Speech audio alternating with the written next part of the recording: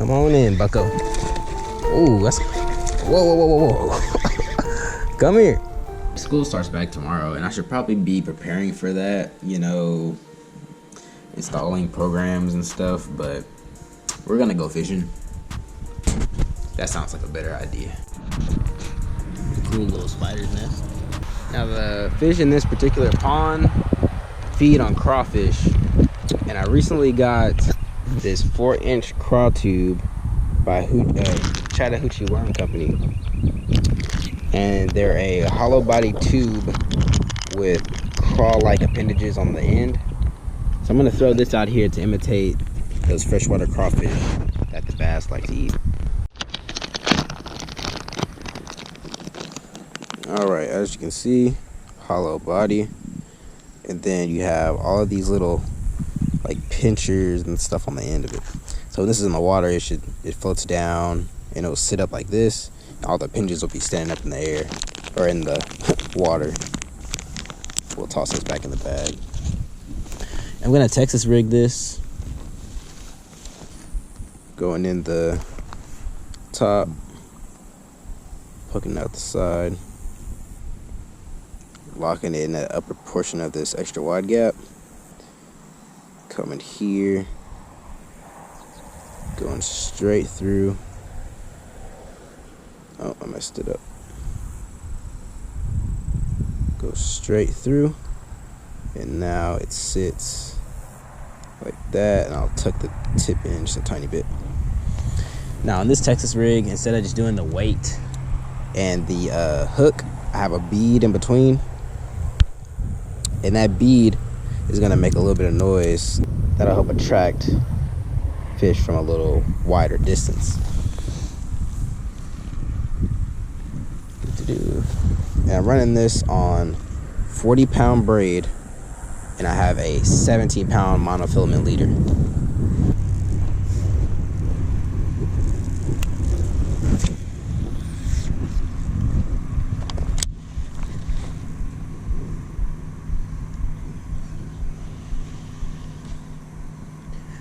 I'm fishing right where the water starts to become, to lose visibility.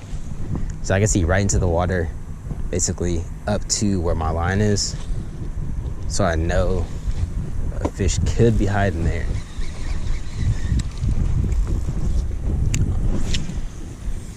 Honestly, if it's deep enough where you cannot see all the way to the bottom, there's probably a fish in there. Or a fish can be in there, I should say. I've seen fish in water where I can see through it. Oh.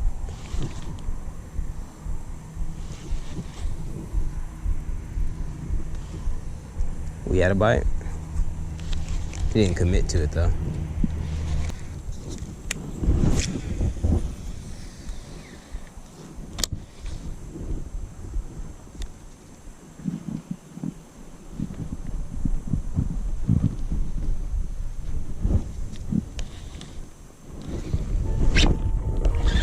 That's our first fish right there. Very light bite. Felt it, but man, it was super light. Now he's trying to get down to the weeds. It's a nice fish. If your fish ever wants to jump like that, you want to keep good pressure on the line, because they'll throw your lure right out of its mouth. That is a nice fish. All right, relax.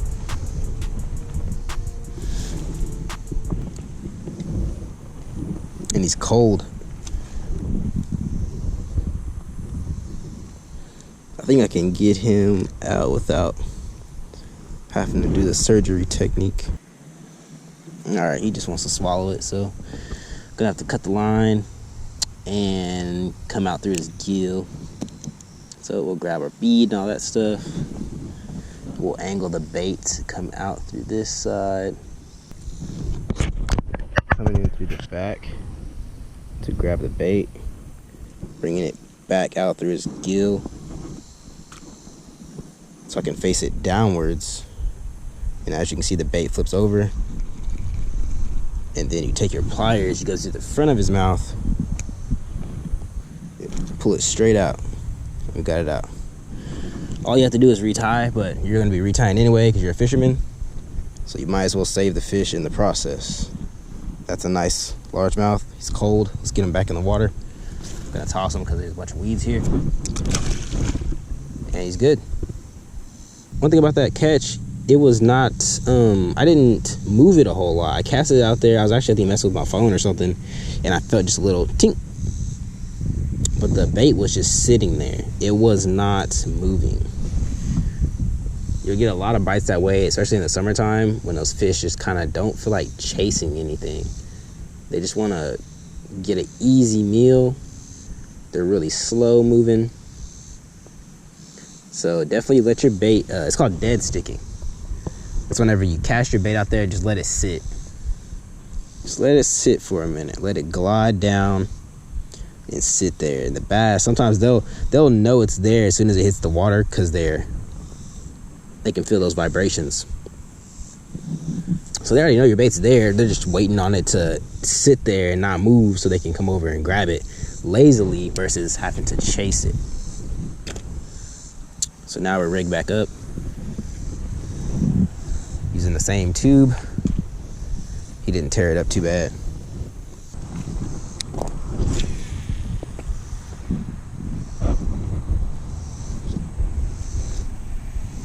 Let's stand over here in the shade.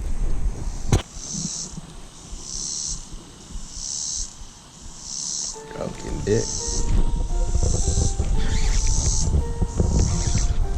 Am I stuck? Or do I have a fish? Or both? Okay, he bit it and went right down to the grass. And when I set the hook, nothing moved. So I thought I had a freaking monster. Hey, I'm liking this tube. Can't say I've fished tubes a whole lot, like at all. But this one's proven quite nice. Got him free. Toss him right back. Push our tube back up. So I switched up to throwing a spinnerbait, which I never throw. And I threw a fluke on the back. Oh my, whoa. Yo. Right at the bank. What the heck? This dude was like, whoa, what is that? Give me that. Bro, I gotta finish out this TikTok. I have to buy some more of these $1 spinnerbaits. The only thing is, the skirt likes to come off, so you have to like push it back on. I might need to just get some thread or so. Oh, I might have to take some of the Power Pro I got and just tie this jig on with like a, I don't know, overhand knot or something. I like that. That's that, man. That's that first cast energy. That was the first cast on the spinnerbait. You smacked it. Now this is, I think to some people this is their go-to, like the spinnerbait. I feel like this, to some people, the spinnerbait to them is a chatterbait to me. Cause I really like a chatterbait. This thing moves through weeds and stuff really well too. I'm noticing that it rides straight up and down, so you can get across a lot of weeds and stuff, which is nice because in Oklahoma, dude, these ponds have so many weeds. It's like a dispensary.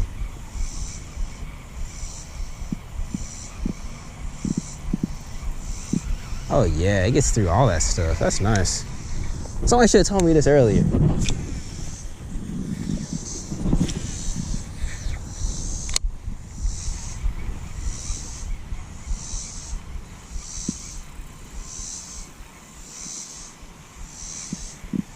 Yeah, it's called.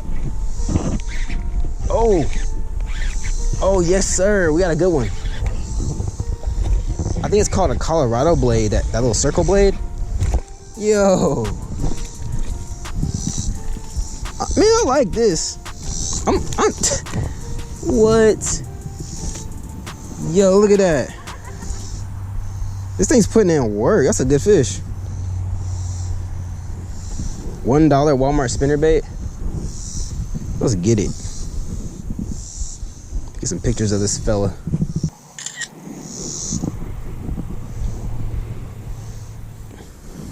It's a good sized fish here. Let me show you guys a little bit closer. It's a good one. A little bit of mud on him. Look at that mouth.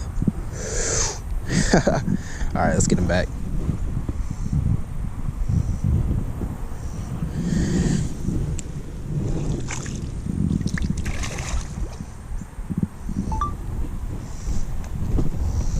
$1 spinnerbait, Walmart.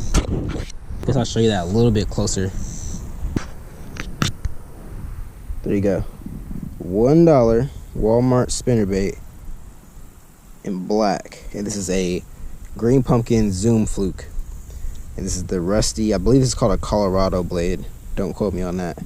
That's silver, but silver and rust color is what we'll call that. 17-pound monofilament. And then we have 40-pound braid. That's what I'm catching them on. This bucko, somewhere tosses over here. Try to get out there deep. It's funny because my rod, I really do not throw spinnerbaits, but my rod, it says worm and jig, Carolina rig, larger spinnerbaits. I would say this is a larger spinnerbait. It's a little bit on the larger side, you know. With that fluke on there, it's pretty good weight too. So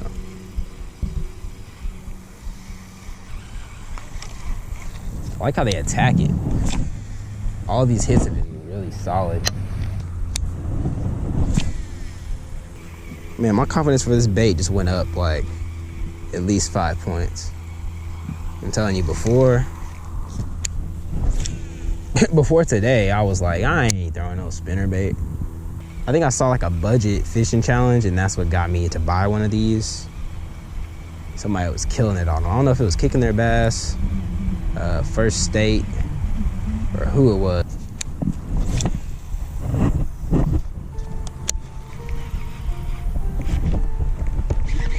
Another good one.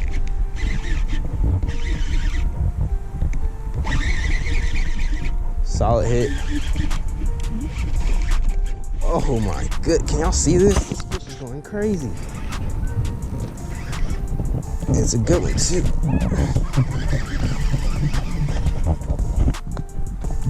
Come on in, bucko.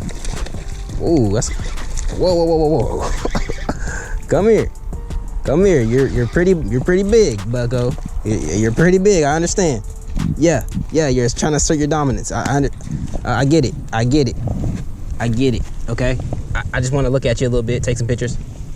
Now that's a bass. That's a bass.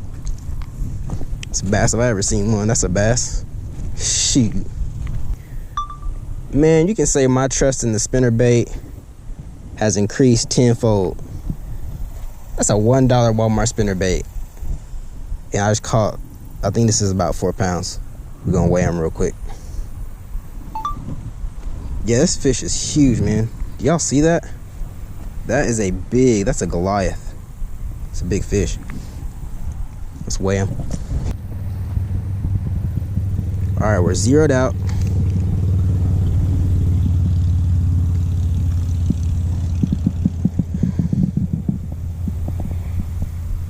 Three pounds, 13 ounces. That's close.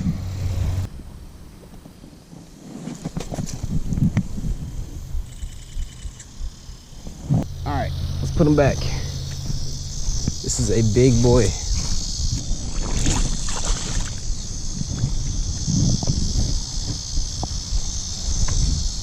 It's taking off.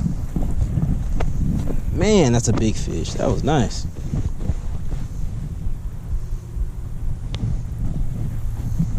Yes, sir. All right, let's go meet Dad. Yo, hope you guys enjoyed that video. Hit the like button, leave a comment, and subscribe if you like this content. If you've already subscribed, hit the notification bell next to that, and you'll get an update every time I put a video up.